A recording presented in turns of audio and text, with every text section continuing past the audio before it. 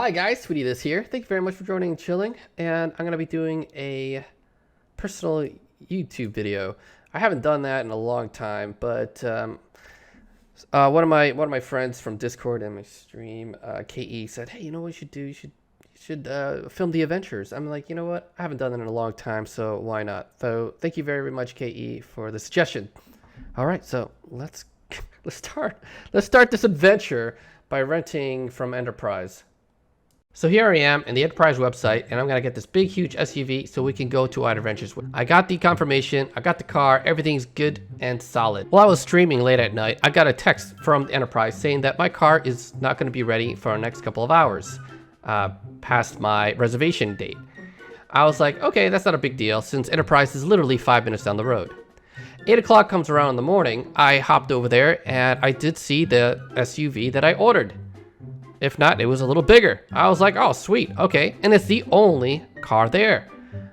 So I walked into Enterprise. I'm like, hey, what's going on? Here's my confirmation. And he looked at it. I'm like, I looked at the car. I'm like, so that's my car over there. He said, no.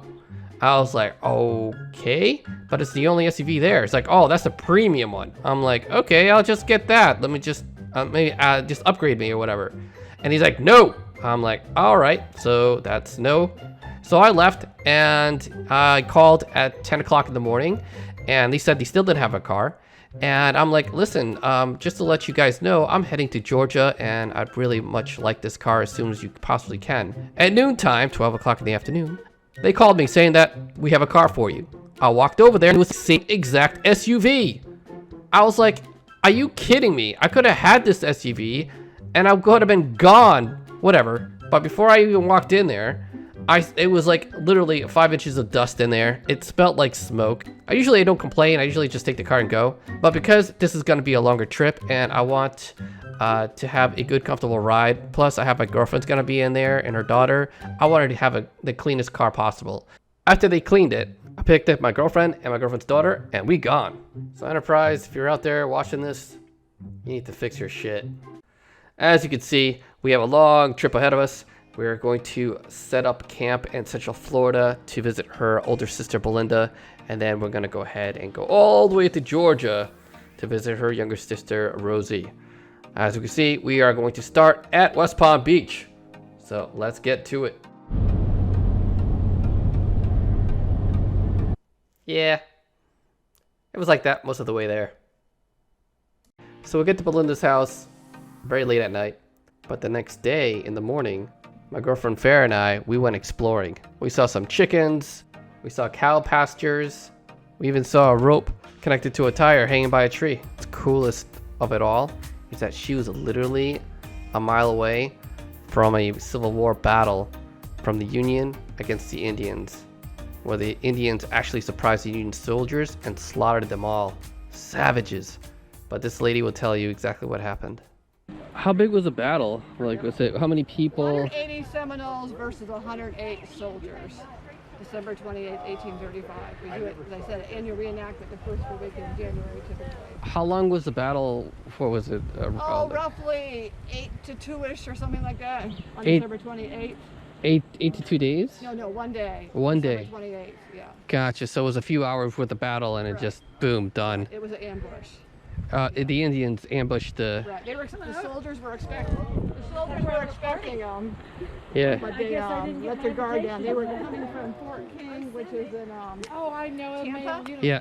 And they were marching this way, and they crossed river crossings, and they had expected the Indians there. They knew the Seminoles were following them. Yeah. But they had let their guard down here, pulled their scouts in. All the soldiers went in there.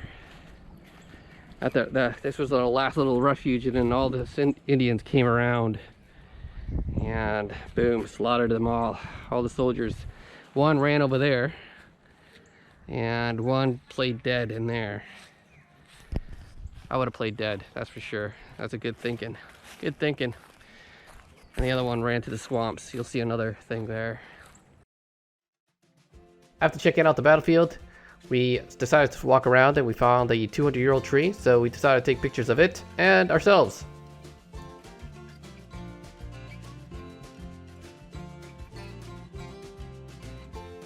After checking out that spot, she wanted to show us another spot, which is a little off-roading, off the beaten path, so to say, but hey, I had a great SUV, let's go for it. It's a great spot, and it looked fantastic and extremely peaceful.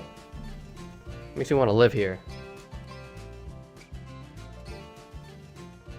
Unfortunately, we couldn't stay any longer, and we had to say goodbye to Belinda because we have a long trek to Georgia.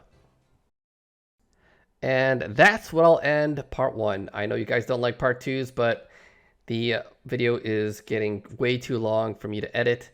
So I'll end it right now so I can submit it to Friday. Part 2 is going to be a lot more exciting because there's going to be like tornado warnings and imminent threats on the highway. So it gets crazier. Guys, thank you very much for watching Chilling. Make sure to like, subscribe if you haven't already, and share it. And I will see you in the next stream or next week, which I'm going to drop the part 2 to go into Georgia. Peace out, guys.